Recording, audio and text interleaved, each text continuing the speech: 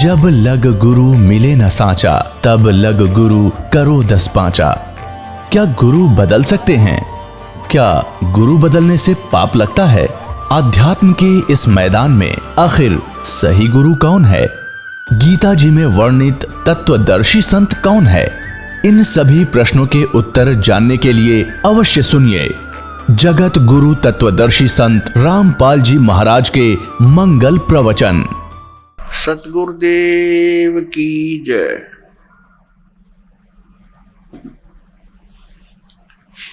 बंदी छोड़ कबीर परमेश्वर जी की जय। बंदी छोड़ गरीबदास जी महाराज जी की जय। स्वामी राम देवानंद जी गुरु महाराज जी की जय।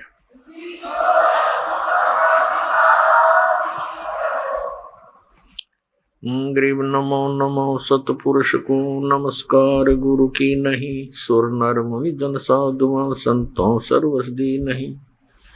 सतगुरु साहेब संत सब डंडो तम प्रणाम। आगे पीछे मध्य हुए तिनको जा कुर्बान। नराकार निर्विषम काल जाल वैवंदनम। निर्लेपम निज निर्गुणम अकल अनुबेशुंदनम। सोहम सुरति समापतम सकल समाना निर्तलय। उज्ज्वल हीरंबर हरदमम बेपरवा अथाह वार पार नहीं मध्यतम। ग्रीब जो सुमर सिद्ध होई गणनायक गलता ना करो अनुग्रह सोई पारस पद परवाना। आदि गणेश मनाऊं गणनायक देवन देवा। चरण कमल लो लाऊं आदंत करूं सेवा। परम शक्ति संगीतम रिद्धि सिद्धि दाता सोई। अवगत गुण अतीतम सत्य पुरुष निर्मोही। जगदम्बा जगदीशम मंगल रूप मुरारी। तन मन अर्पों शीसम भक्ति मुक्ति भंडारी। सुर नर मुनि जन ध्यावे ब्रह्मा विष्णु महेशा। शेष शेष मुख गावे पूजय आदि गणेशा। इंद्र कुबेर सरीखा वरुण धर्म राय धावे। समरथ जीवन जी का मन इच्छा फल पावे। 33 कोटि आधारा दावे शेष 88। उत्तरे बहु जल पारा कट है यम की फांसी।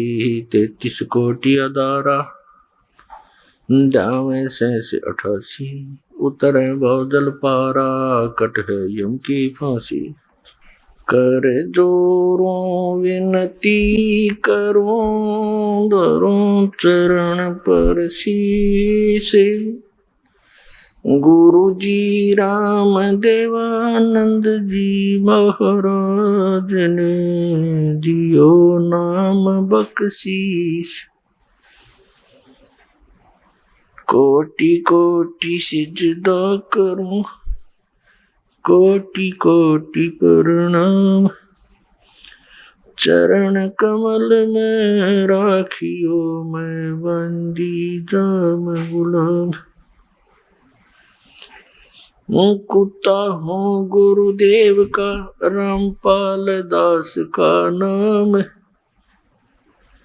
गले प्रेम की जेवड़ी जा खेचो वहाँ जाऊं मैं।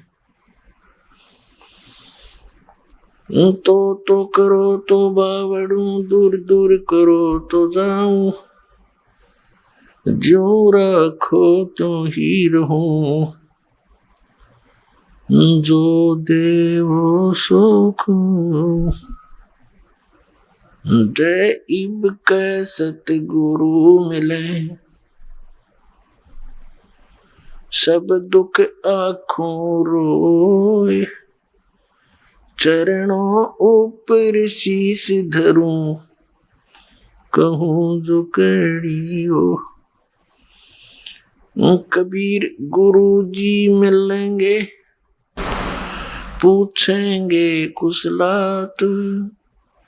आदि अंत की सब कहूँ अपने दिल की बात। गुरु जी तुम ना भूलियो, चाहे लाख लोग मिल जाही, हम जैसे तुमको बहुत हैं, तुम जैसे हमको नहीं। तुमरे विसारे क्या बने, मैं किसकी शरण में जाऊं, शिव ब्रंच मुनि नारदा, तिनके हृदय न समाऊं। ब्रह्म पिता परमात्मा पूर्ण ब्रह्म, सारी सृष्टि के रचनहार कुल मालिक कबीर परमेश्वर जी की असीम कृपा से आप जी सत्संग सुनने के लिए उपस्थित हुए। भक्ति मुक्ति के दाता सतगुरु, ये भटकत प्राण फिरंदा, उस साहिब के हुक्म बिना नहीं तरवर पात हिलंदा। उस परमेश्वर की असीम कृपा से, उस तत्ब्रह्म की रजा से आप जी यहां पहुंच पाए हो। पुण्यात्माओं, सत्संग में आने से हमें ये ज्ञान होता है कि मानव शरीर हमें किस लिए प्राप्त हुआ था। जब तक हम महापुरुषों के विचार नहीं सुनते, सत्संग नहीं सुनते, तब तक हम अपने उसी कर्म को, उन्हीं क्रियाओं को जो हमारे पूर्वज करते हुए आए हैं, उन्हीं को हम सत्य मानते थे। संतानों उत्पत्ति, उनकी परवरिश करना, उनके विवाह आदि कर देना, फिर उनके संतान की कामना करना, फिर बेशक मर जाएं कोई प्रॉब्लम नहीं। तो ये तो हमारे ना चाहने से भी हो रहा था, क्योंकि जो हमने कर्म करना चाहिए था उसका ज्ञान ना होने से हम जो भी प्रारब्ध से प्राप्त कर रहे थे उसको हम ये सोच रहे थे हम कर रहे हैं, हमारे ही करने से सब कुछ हो रहा है। लेकिन ये हमारी भूल थी, अध्यात्म तत्व ज्ञान का अभाव था। जो हमने करना चाहिए था वो हमने शुरू भी नहीं किया होता है जब तक हम सत्संग नहीं सुनते। कोई तो कहा करता था कि मैंने ऐसे 5 प्लाट ले लिए, 2 कोठी बना दी, सब बच्चों का विवाह बड़े ठाठ से कर दिया। मैंने बहुत परिश्रम किया, मेहनत की, और जिससे धन प्राप्ति हुई। कोई कहता था मैंने ऐसे कर दिया। तो ये सब भूल थी प्राणी की कि इस जीव को जो मानव शरीर प्राप्त होता है तो केवल प्रारब्ध ही प्राप्त होता है। जीव का ना चाहा होता है, ना किया होता है। और फिर कुछ वृद्ध व्यक्ति बैठकर आपस में चर्चा करते हैं, गोष्ठी किया करते थे, एक दूसरे की कुशल मंगल पूछा करते थे। तो बताते थे कि मेरे जो है ना 2 लड़के थे, 2 लड़की, 2 लड़के 2 लड़की हुई, दोनों के परमात्मा ने संतान दे रखी है, पुत्र पुत्रियां सबको प्राप्त है, सबका विवाह कर दिया है, मेरा काम पूरा हुआ, अब बेशक भगवान उठा ले। अब इतना ही ज्ञान था उन भोली आत्माओं को कि बस काम पूरा हो गया, संतानों उत्पत्ति, उनकी परवरिश, विवाह, फिर उनका भगवान ने संतान दे दी, बस अब हमारा काम पूरा हुआ। तो पुण्यात्माओं, जो हमारा काम था वो तो हमने शुरू भी नहीं किया, और जो हमने किया वो होना ही था। जिसको हम ये सोचते हैं कि हमने किया वो तो आपको प्राप्त ही होना था। जैसे विवाह के पश्चात परिवार का भी और साथ में जिन बच्चों का विवाह हुआ है उनका एक ही मनोरथ होता है कि भगवान पुत्र दे, क्योंकि हमने अज्ञानता के कारण पुत्र और पुत्री में बहुत भेद मान रखा था। इसका कारण हमारा अध्यात्म ज्ञान ही था, लेकिन पुत्र और पुत्री में कभी भी हमारे मन में स्वप्न में भी ये नहीं आना चाहिए कि कोई अंतर है। एक ही मिट्टी के खिलौने हैं, एक ही जैसे विचार हैं, और हमारी ममता भी बच्चों में एक ही जैसी होनी चाहिए। विचार हमारे उच्च होने चाहिए, परमात्मा जो दे उसमें संतुष्टि होनी चाहिए। अध्यात्म ज्ञान न होने से हम 90% दुखी रहते हैं। अब जैसे प्रत्येक व्यक्ति का यही उद्देश्य और आशा होता है कि पुत्र हो, लेकिन पुत्री होगी, फिर ये सोचा कि भगवान अब के तो पुत्र दे, दूसरी भी पुत्री होगी, बेटी होगी। तीसरी की तो पूरी कामना थी कि तीसरा पुत्र हो ही हो, वो भी पुत्री होगी, चौथी भी पुत्री होगी और पांचवी भी होगी। अपने आत्मा ना तो हमारा किया हुआ ना हमारा चाहा हुआ, वही हुआ जो होना था। हमने जो करना था उसका ज्ञान होता है सत्संग से। सत्संग हमें सुनने को मिला नहीं, हम आजीवन एक पेट के निर्वाह की व्यवस्था में ही सारा जीवन व्यर्थ कर कर चले जाते रहे। यदि कभी किसी को प्रेरणा होती भगवान की भक्ति की, तो गांव गांव में नरे बैठे हैं ये मिसगाइड करने वाले संत। कोई किसी ने मंदिरों तक सीमित कर दिया, किसी ने समाध तक सीमित कर दिया, किसी ने मस्जिद तक, किसी ने गुरुद्वारे तक सीमित कर दिया। जो क्रिया हमें करनी चाहिए थी वो हमारे सदग्रंथ, हमारे महापुरुष बताते हैं, उनकी अमरवाणी बताती है, उसके आधार से हमने करना चाहिए था। वो ज्ञान हमें प्राप्त नहीं हो सका क्योंकि हम अशिक्षित थे, और सभी सदग्रंथ जो थे वो लिपिबद्ध थे, कोई किसी लैंग्वेज में, कोई किसी लैंग्वेज में, और जनसाधारण किसी भी लैंग्वेज से परिचित नहीं था। जैसे पवित्र चारों वेद, पवित्र श्रीमद् भगवत गीता और पवित्र पुराण, ये सभी संस्कृत भाषा में लिपिबद्ध थे, और जनसाधारण संस्कृत भाषा को नहीं पढ़ता था, उनको अधिकार भी नहीं था पढ़ने का। केवल एक ब्राह्मण वर्ग ही संस्कृत पढ़ने का अधिकारी था, और बाकी जनता ये सिरदर्द भी मोल लेना नहीं चाहते थे कि भी ये ठीक है, महापुरुष हैं, संस्कृत पढ़ते हैं, वेदों गीता और पुराणों को इन्होंने पढ़ा है, जाना है, और ये हमें जो बता रहे हैं वो सही है क्योंकि ये संस्कृत के ज्ञाता है। तो अन्य समाज को, भगत समाज को कोई ऑब्जेक्शन हुआ नहीं, और ये दृढ़ होता चला गया कि ये जो ज्ञान देते हैं वो ठीक है। और जितने भी संत महात्मा थे पहले वो सभी एक ही ज्ञान देते थे कि श्री ब्रह्मा, श्री विष्णु, श्री शिव जी ये अजरो अमर हैं, सर्वेश्वर हैं, महेश्वर हैं, मृत्युंजय कालज्य, इनकी उपमा किया करते थे। और इन्हीं की पूजा यानी श्री विष्णु जी और श्री शिव जी की पूजा, और साथ में फिर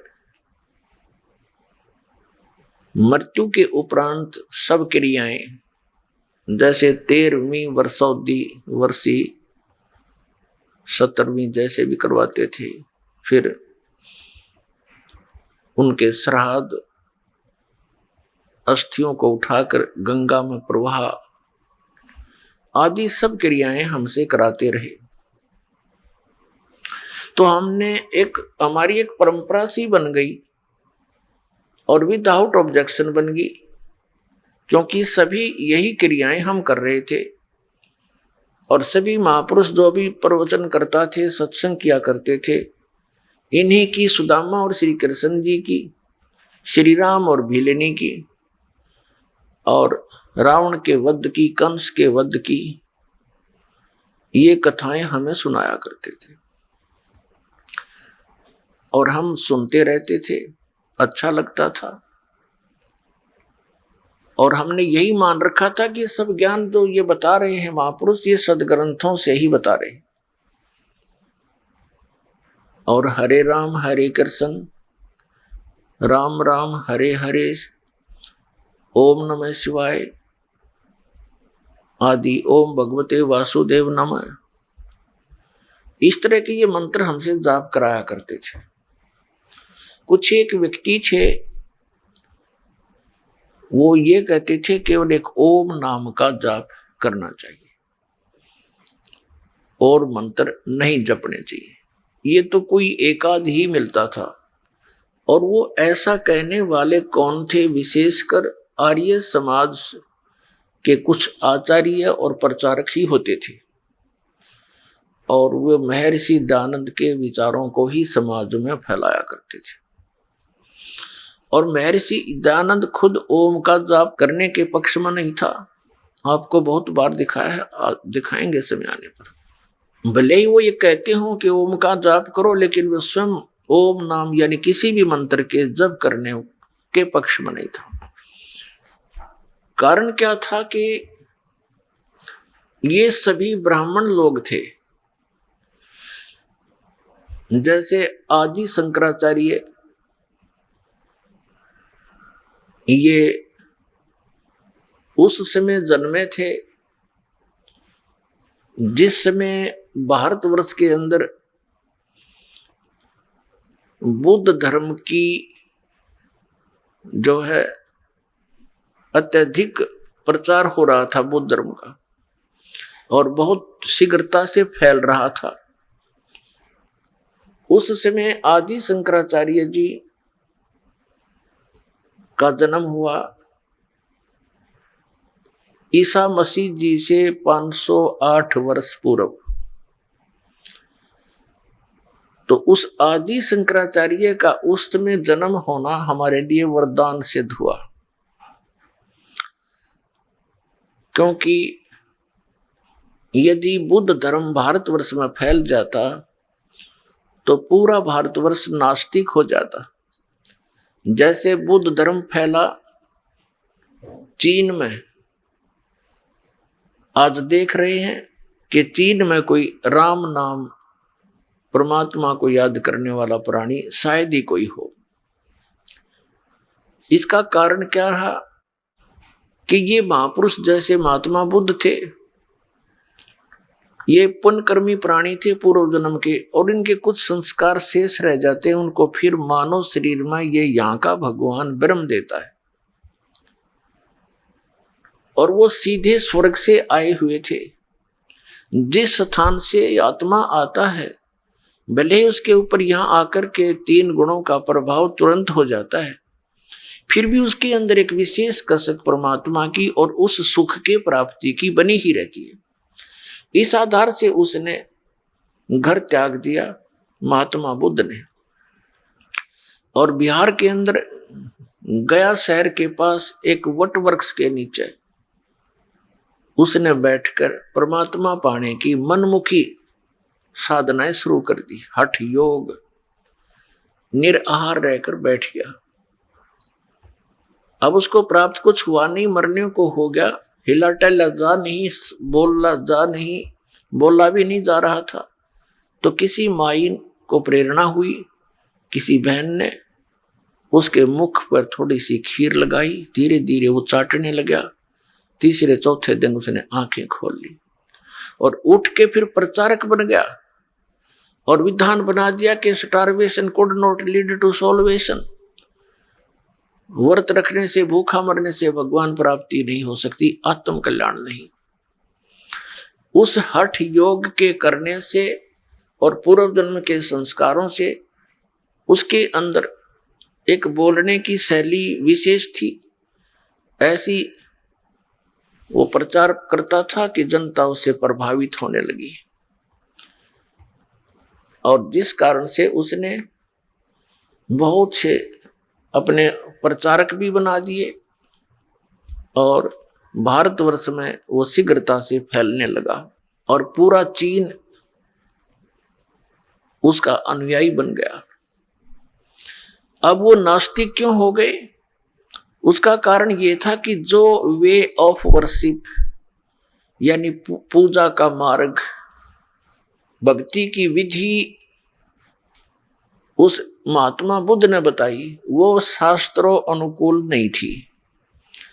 श्रीमद् भगवत गीता अध्याय नंबर 16 के श्लोक 23 और 24 में कहा है कि शास्त्र विधि को त्याग कर जो मनमाना आचरण करता है उसकी न तो गति होती है, न उसको कोई सुख प्राप्त होता है, और न ही उसका कोई सिद्धि प्राप्त होती है। उसकी सिद्धि भी प्राप्त नहीं होती, अर्थात यूजलेस यानी व्यर्थ। यही कारण रहा महात्मा बुद्ध जी ने अपने मनमाना आचरण, वो पाखंड मत चला दिया। और यही काल चाहता है कि कोई भी पुण्यात्मा उसके फंस जाता है, उसको अपना प्रचारक बना करके उसी की कमाई को, उसी की सिद्धियों को नष्ट करवा देता है और पूरे उनके अनुयायियों को मिसगाइड करवा कर ये निश्चिंत हो जाता है कि ये गए काम तय। और यही क्रिया बनी थी, महावीर जैन ने यही किया था। वो भी पुण्यकर्मी प्राणी थे। ये वही पुण्यात्मा मारीची वाली आत्मा थी जो श्री ऋषभदेव जी के पौत्र थे, और कई बार ये लाखों बार देवता बने, करोड़ों बार गधा बने, करोड़ों बार कुत्ता बने।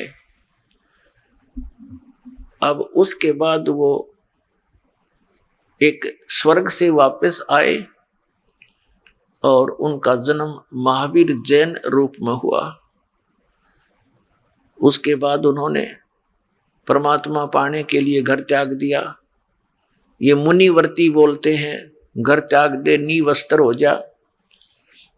वो निकला था वैराग कसक में, कोई गुरु उनको मिला नहीं, उन्होंने गुरु धारण नहीं किया, मनमुखी हठ योग किए।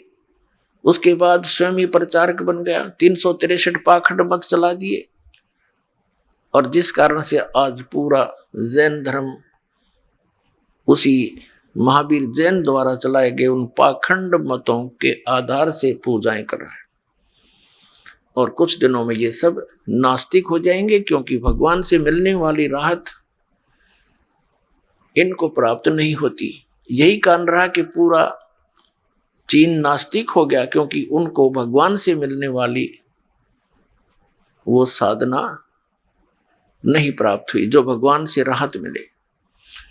तो उन्होंने सोच लिया कि भगवान कोई है नहीं, अपनी मेहनत परिश्रम से करो और खाओ। ये तो पशु पक्षी भी कर रहे हैं। अगर इतना ही मनुष्य जीवन इसीलिए सीमित था, अगर यहीं तक परमात्मा ने सीमित करके भेजा होता तो पशु पक्षी भी यही कार्य करते थे। अलग से ये एक सुंदर शरीर देने की क्या आवश्यकता थी? परमात्मा ने अपने जैसा ही रूप आपको प्रदान किया है मनुष्य को। परमात्मा भी मनुष्य जैसा ही है,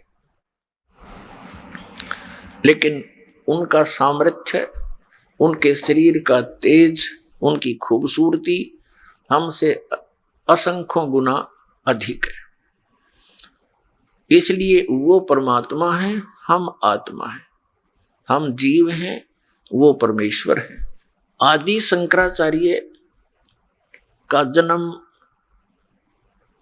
उस समय हुआ जिस समय भारतवर्ष में बौद्ध धर्म बहुत शीघ्रता से फैल रहा था। ये काल भगवान के द्वारा विशेष रूप से भेजे गए थे आदि शंकराचार्य, और इन्होंने 8 वर्ष की आयु में ये दीक्षित हो गए थे और उसके बाद 32 वर्ष की आयु में इनकी मृत्यु हो गई थी। उस दौरान इन्होंने इन 4 मठों की स्थापना की।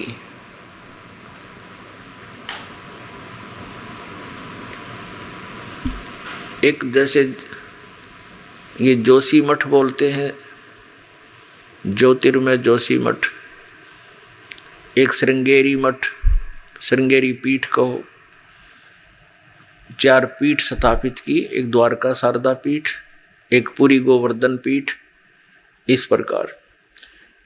तो पुण्यात्माओं, हमारे साथ वही हुआ कि आसमान से गिरे खजूर में अटक गए,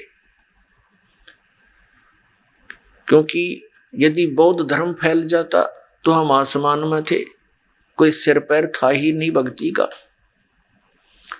अब इन्होंने क्या सिद्धांत बनाया, आदि शंकराचार्य ने, जहां से हम हिंदू धर्म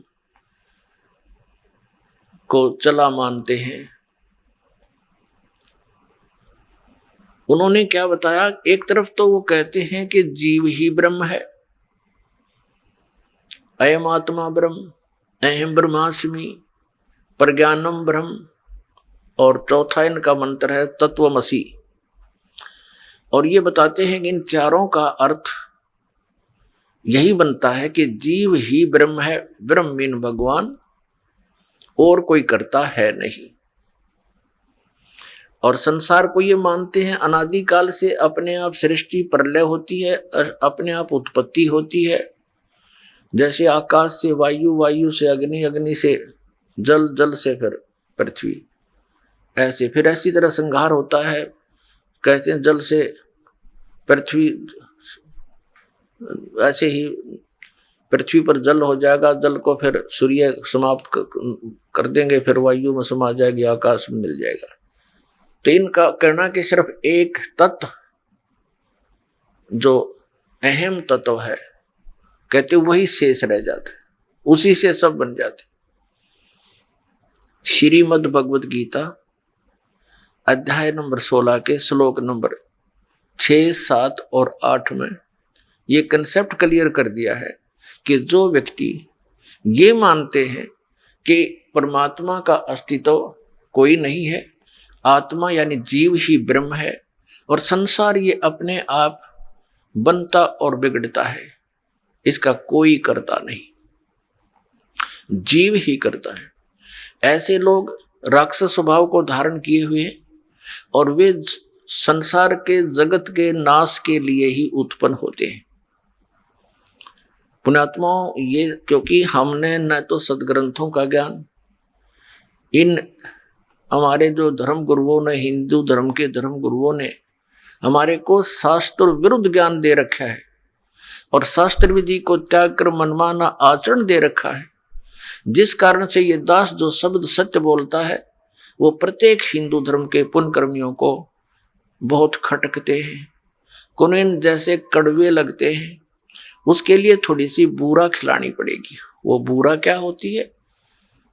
जिन सदग्रंथों को हम सत्य मानते हैं, उन्हीं सदग्रंथों में आपको ये दास के वचन जो बोले हैं मिल जाते हैं, तो आपको वो बुरा का काम करते हैं, आपका कड़वापन समाप्त हो जाता। दिखाते हैं, ये देखिएगा श्रीमद् भगवद गीता, गीता प्रेस गोरखपुर से प्रकाशित है। इसके अनुवादक हैं जयदयाल गोविंदका। अध्याय नंबर 16 श्रीमद् भगवद गीता,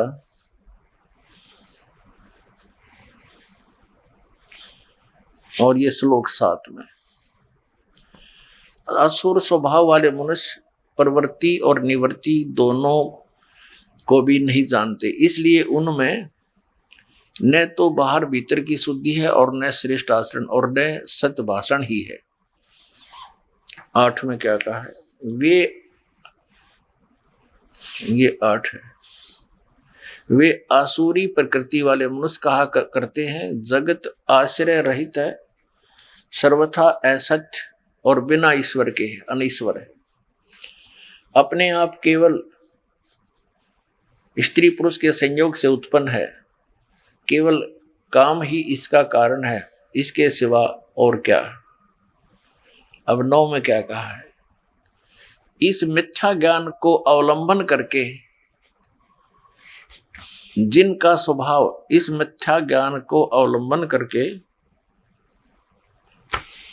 जिनका स्वभाव नष्ट हो गया है, जिनकी बुद्धि मंद है, वे सबका अपकार करने वाले कुकर्मी मनुष्य जगत के नाश के लिए ही समर्थ होते हैं। अपने आत्मा हमारे जो सदग्रंथ हैं ये हमें मान्य हैं, इसके अतिरिक्त हमें जो कोई भी दंत कथा सुनाता है वो हमें मान्य नहीं होनी चाहिए। तो हमारे पवित्र सदग्रंथ कौन कौन से हैं? पवित्र चारों वेद, ऋग्वेद, यजुर्वेद, सामवेद और अथर्ववेद, और 5वां वेद वो सूक्ष्म वेद है जो परमेश्वर ने स्वयं आकर अपने मुख कमल से बोला है, जिसके विषय में श्रीमद् भगवद गीता अध्याय नंबर 4 के श्लोक नंबर 32 में वर्णन है कि वो ब्रह्मणे मुखे सच्चिदानंद घन ब्रह्म के मुख कमल से उतरित वाणी में विस्तार के साथ धार्मिक यज्ञों की अर्थात अनुष्ठानों की जानकारी कही गई है। वो तत्व ज्ञान है। चौथे अध्याय के 34वें श्लोक में कहा कि उस तत्व ज्ञान को तत्वदर्शी संतों के पास जाकर समझ, वो तत्वदर्शी संत तुझे उस परमात्म तत्व का ज्ञान कराएंगे। उनको दंडवत प्रणाम करने से, कपट छोड़कर नम्रता पूर्वक प्रसन्न करने से वे तुम्हें उस तत्व ज्ञान का प्रचार करेंगे। और पवित्र श्रीमद् भगवत गीता ये इन चारों वेदों का सारांश है, और इसके अंदर थोड़ा सा और गीता ज्ञान दाता जो बोल रहा है गीता को, वो ब्रह्म है, वो सर्वपुरुष है, वो यहाँ का भगवान है, श्री ब्रह्मा विष्णु महेश का वो पिता है। वो क्या करता है, कभी अपने पुत्र विष्णु के रूप में, सद्गुण विष्णु के रूप में दर्शन दे देता है, कभी अपने पुत्र रजगुण ब्रह्मा जी के रूप में दर्शन दे देता है, और किसी को वो अपने पुत्र शिव के रूप में, तमोगुण शिव के रूप में दर्शन दे देता है। और जिस कारण से ये भ्रम फैल जाता है, ये समझ नहीं पाए अभी तक हमारे आचार्य गुरु मंडलेश्वर कि ये कौन है। कभी ये कहते हैं, जैसे इनसे कोई प्रश्न करता है कि हमने सुना है रजगुण श्री ब्रह्मा जी, सतगुण श्री विष्णु जी और तमगुण श्री शिव जी है, क्या आप इस बात से सहमत हैं? तो कुछ एक तो कहते हैं हाँ सहमत हैं, वो तो बिल्कुल ठीक बोल रहे हैं क्योंकि पुराणों में ऐसा ही लिखा है। और कुछ एक चतुरता दिखाते हैं, वो कहते हैं उनकी चतुरता समझो या शास्त्र ना समझी समझो, उन सदग्रंथों को उन्होंने समझा नहीं। वो क्या कहते हैं कि नहीं, ऐसा है कि एक ही परब्रह्म परमात्मा है, परम ब्रह्म, और वो ही तमगुण से, तमगुण रूप धारण करके वो जैसे शंकर रूप में परिवर्तित हो जाता है, बन जाता है, वही सतोगुण से विष्णु बन जाता है और वही रजोगुण से ब्रह्मा बन जाता है, वो एक ही है। तो ऐसी जो स्टेटमेंट देता है, ऐसे विचार रखता है, वो अपनी इन पवित्र पुस्तकों से भी परिचित नहीं है, पवित्र पुराणों से भी परिचित नहीं है, वो बिल्कुल अज्ञानी है या वो चतुर व्यक्ति है। तो ऐसे व्यक्तियों से अब हमने सावधान होना पड़ेगा, क्योंकि हम शिक्षित हो गए, सदग्रंथ ये हमारे पास उपलब्ध हैं, हम इनको पुनः देखेंगे और वही मार्ग हम ग्रहण करेंगे जो हमारे सदग्रंथ बताते हैं। गीता जी अध्याय नंबर 16 के श्लोक नंबर 23-24 में यही निर्णय दिया कि अर्जुन, जो शास्त्र विधि को त्याग कर मनमाना आचरण करते हैं, उनको न तो कोई सिद्धि प्राप्त होती है, न उनकी गति होती है, और न ही कोई सुख प्राप्त होता है। और इन तीन वस्तुओं की हम परमात्मा की भक्ति साधना उपासना करते हैं। फिर तुरंत ही 24वें श्लोक में गीता अध्याय नंबर 16 के कहा है कि अर्जुन, इससे तेरे लिए कर्तव्य और अकर्तव्य की अवस्था में सदग्रंथ ही प्रमाण है। यानी अन्य किसी की दंत कथा पर विश्वास मत करना, जो सदग्रंथों में प्रमाण हो उसी को ग्रहण करना। अब पुण्यात्माओं, ये दास आपको वो सदग्रंथ रूबरू करा रहा है जिनमें जो प्रमाण है और जो साधनाएं हमने करनी चाहिए, जो ना करनी चाहिए। तो हमने साधना करनी चाहिए केवल जो हमारी सदग्रंथ बताते हैं, और उन सदग्रंथों में भक्ति सतर के यानी साधना के सतर के जो ग्रंथ है वो 5 वेद हैं। एक ऋग्वेद, सामवेद, यजुर्वेद और अथर्ववेद, और 5वां सवसम वेद जिसको सूक्ष्म वेद भी कहते हैं। तो सूक्ष्म ये 4 वेद तो परमात्मा ने, परम अक्षर ब्रह्म ने, इस ब्रह्म के सरपुरुष के, जिसको ये सदाशिव भी कहते हैं, जिसको ये महाविष्णु भी कहते हैं, महाब्रह्मा भी कहते हैं, जो आचार्य लोग हैं हिंदू धर्म के, ये समझ नहीं पाए ये कौन है। इसी को महाब्रह्मा, इसी को महाविष्णु, महाशिव कहते हैं, क्योंकि इसने प्रतिज्ञा की हुई है कि मैं कभी भी अपने वास्तविक रूप में किसी को दर्शन नहीं दूंगा। और ये जिस कारण से उसको निराकार बताते हैं। और क्या कहते हैं, जैसे इनसे कोई प्रश्न करता है कि परमात्मा निराकार है या साकार, तो ये उत्तर देते हैं कि निराकार भी है, साकार भी है। ये कोई बात हुई? अब ये इनका कोई उत्तर है, अज्ञानता से परिपूर्ण है।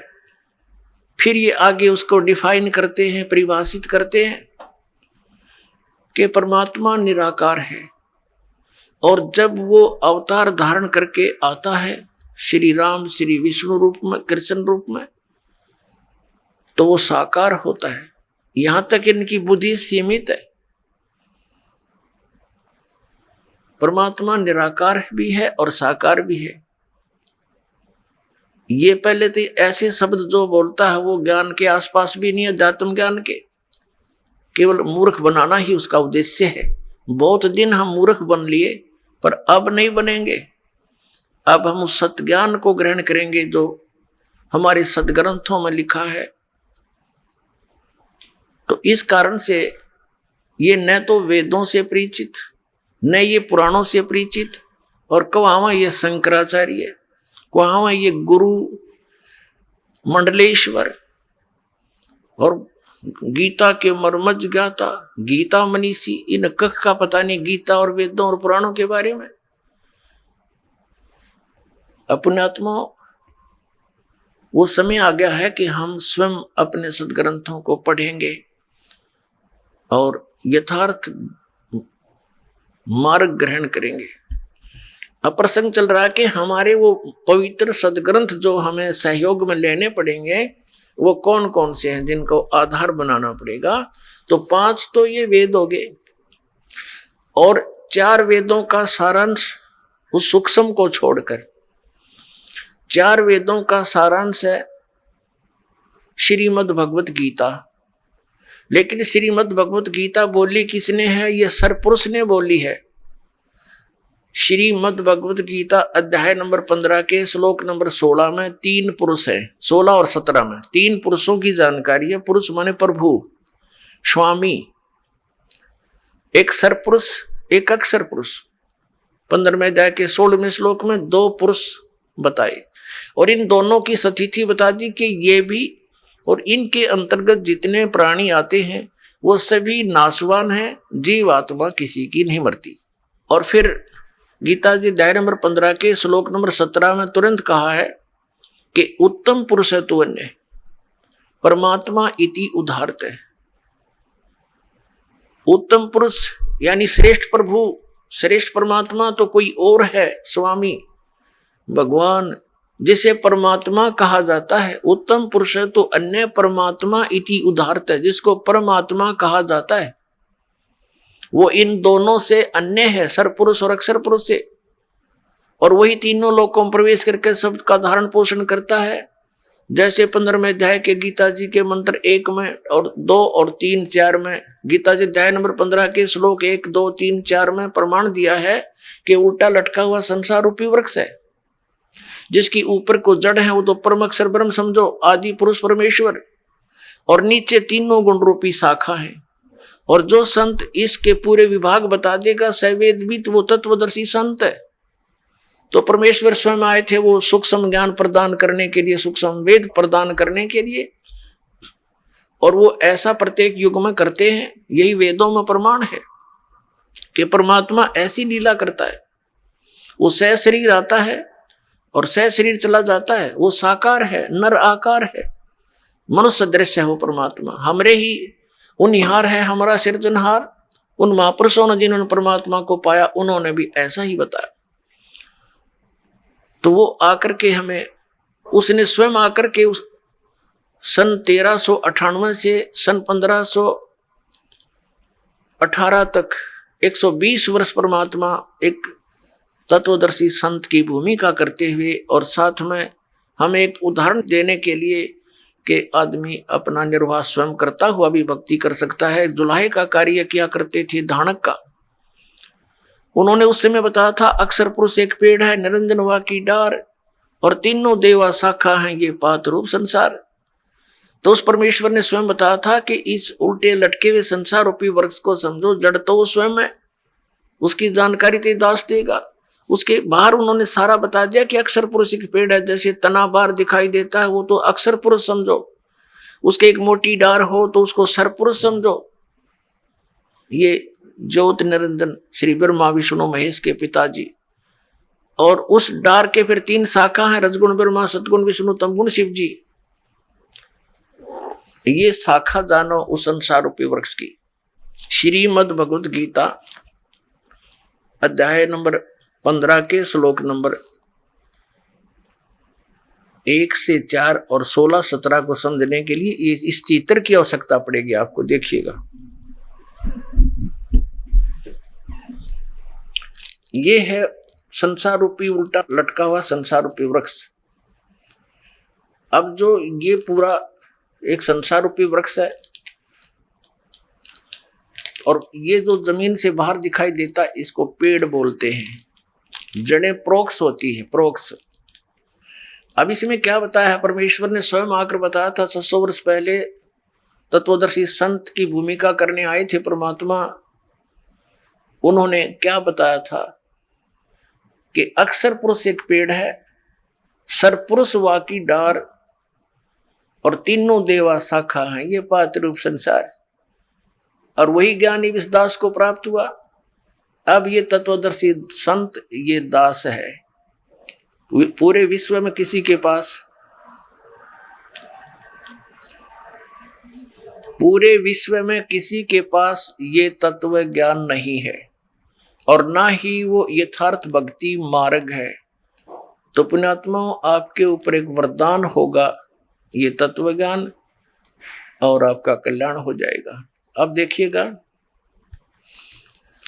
ये अक्षर पुरुष तो तना है समझो, और ये सरपुरुष डार, मोटी डार जिसको, और ये 3 रजगुण ब्रह्मा सतगुण विष्णु, तीनों देवा शाखा है। रजगुण ब्रह्मा जी, सतगुण विष्णु जी, तमगुण शिव जी, महेश जी, और ये पात रूप संसार। और ये मूल कौन है? ये प्रोक्ष है, ये पूर्ण परमात्मा है, परम अक्षर ब्रह्म है। इसी के विषय में वेद भी बताते हैं। जैसे इन चारों वेदों का ज्ञान पूर्ण परमात्मा ने, परम अक्षर ब्रह्म ने स्वयं दिया था। इस ज्योति निरंजन काल यानी सरपुरुष के अंतःकरण में डाल दिया था, और उसके समय निर्धारित कर दिया था। जैसे कोई मादा गर्भ धारण करती है तो समय आने पर वो बालक, वो बच्चा अपने आप बाहर आ जाता है। तो इस प्रकार परमात्मा ने इसके अंतःकरण में ये 5 वेद फीड किए थे। किसके में? सर्वपुरुष के अंदर, परम अक्षर पुरुष ने, जिसने सारे ब्रह्मांडों की और सब जीवों की, प्राणियों की, आत्माओं की, सबकी रचना की है, सर्व उत्पादक प्रभु है वो, उसने। तो इसने जब वो इस सर्वपुरुष ने, इस सर्वपुरुष के अंतर्गत हम सभी यहां रह रहे हैं। इसके 21 ब्रह्मांड हैं, हम एक ब्रह्मांड में रह रहे हैं। एक ब्रह्मांड में ये श्री ब्रह्मा रजगुण, श्री विष्णु सतगुण, श्री शिव जी तमगुण, ये इसके पुत्र हैं सर्वपुरुष के, ये शाखा है। और ये यहाँ उत्पत्ति, सचिथि और संहार का कार्य ये तीनों ही कर रहे हैं।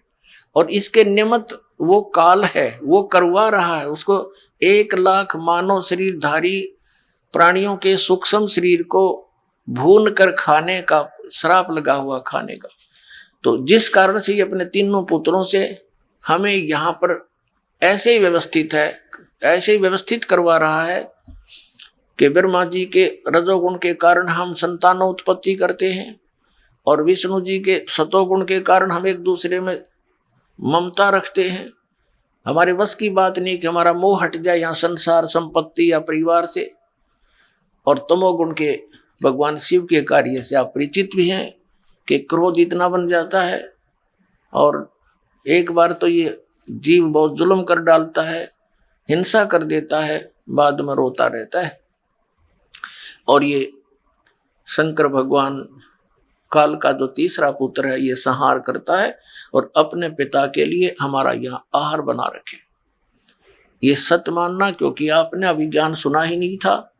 दास के जितने भी सत्य वचन होंगे आपको एक बार तो ऊट पटांग लगेंगे, लेकिन जब ये प्रमाण आपके रूबरू होंगे, दांतों तले उंगली दबाएगा पूरा मानव समाज।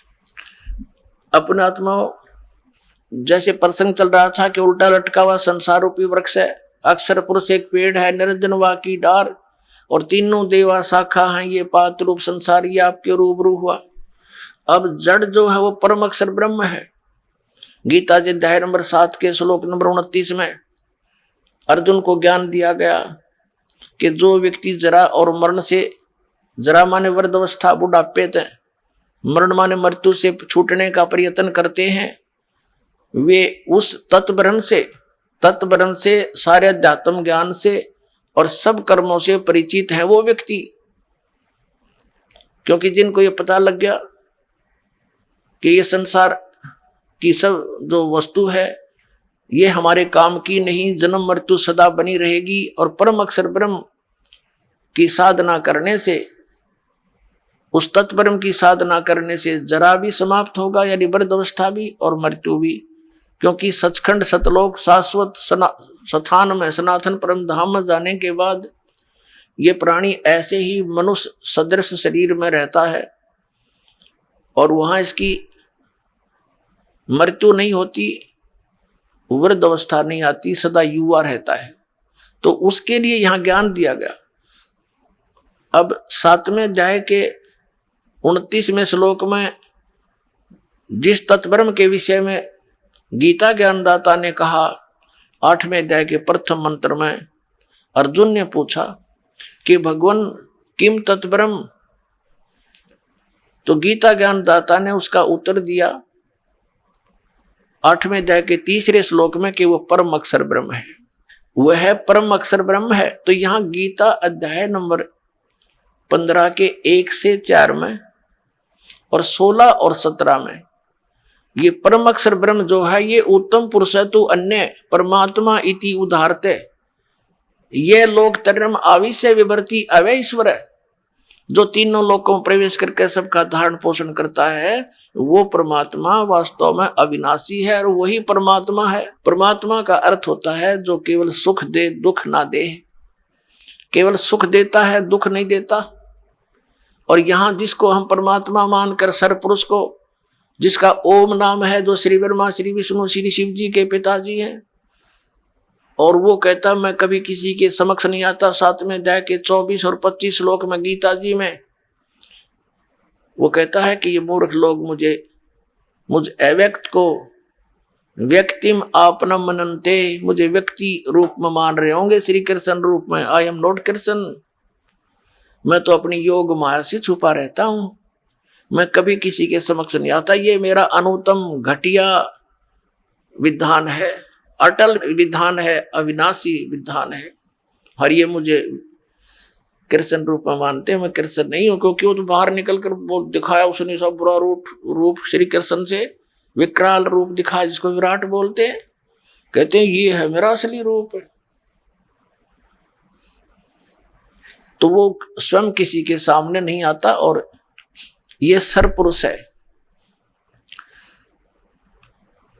अक्षर पुरुष है, वो 7 संख ब्रह्मांड का स्वामी है, और ये सरपुरुष केवल 21 ब्रह्मांड का स्वामी है। तो गीता जी अध्याय नंबर 15 के श्लोक 17 में स्पष्ट किया है कि उत्तम पुरुष है तो अन्य परमात्मा इति उदारत, जिसको भगवान कहा जाता है। और यह लोक त्रयमावि से विवर्ती अवैश्वर, जो तीनों लोकों में प्रवेश करके सबका धारण पोषण करता है, वो है वास्तव में अविनाशी परमात्मा।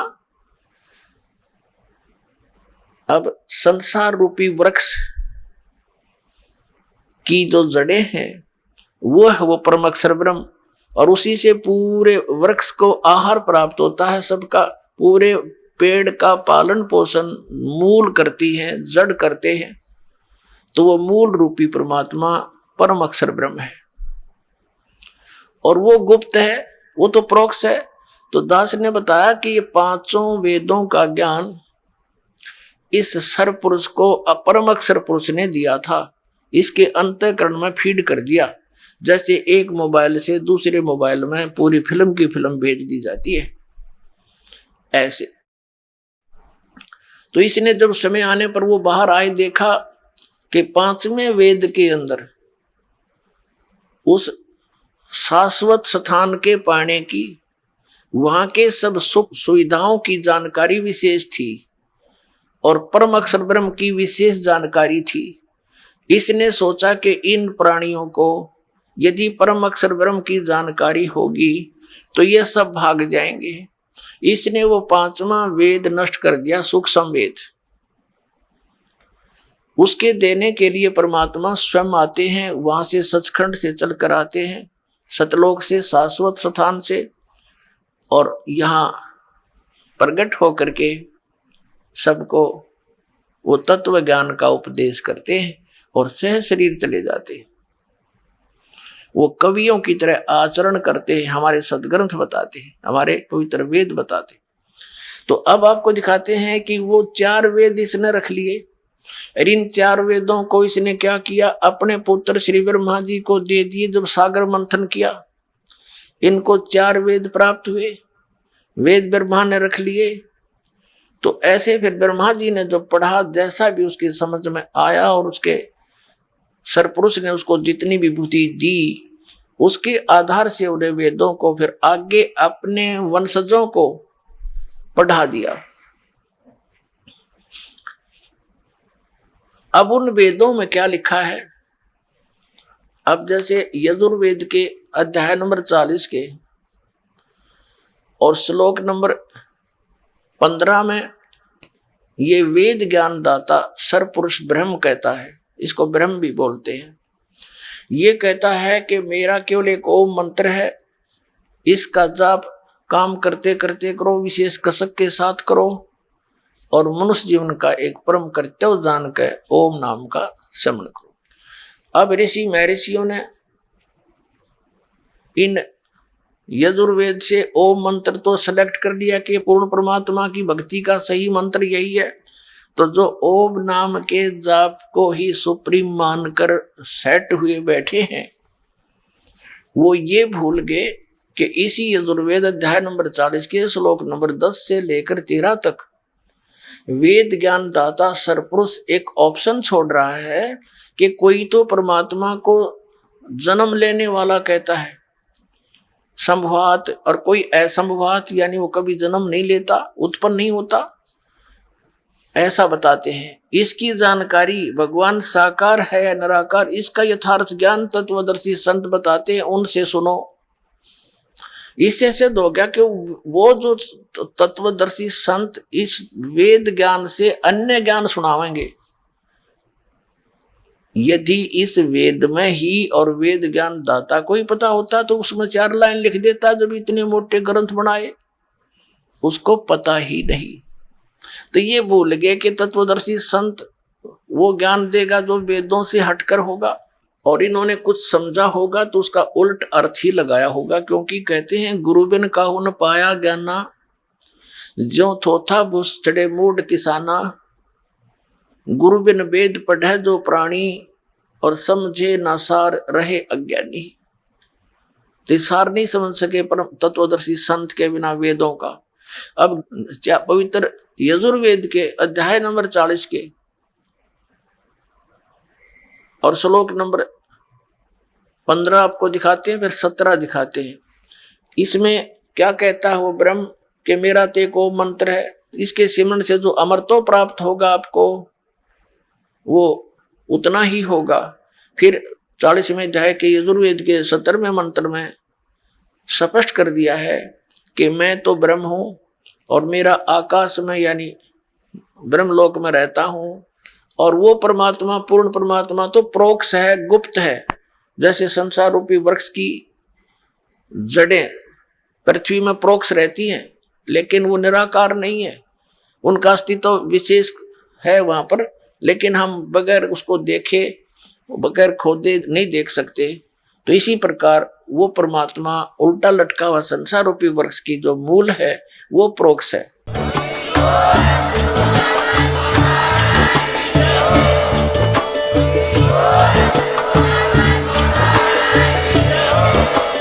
आप सुन रहे थे जगत गुरु तत्वदर्शी संत रामपाल जी महाराज जी के मंगल प्रवचन। अधिक जानकारी के लिए विजिट कीजिए हमारी वेबसाइट www.jagatgururampalji.org। संत रामपाल जी महाराज जी के शुभ आशीर्वाद से पूरे विश्व भर में 500 से भी ज्यादा नाम दीक्षा केंद्र हैं, जिन पर संत रामपाल जी महाराज जी द्वारा ऑनलाइन निशुल्क नाम दीक्षा दी जा रही है। अपने नजदीकी नाम दीक्षा केंद्र का पता करने के लिए संपर्क करें 8222880541।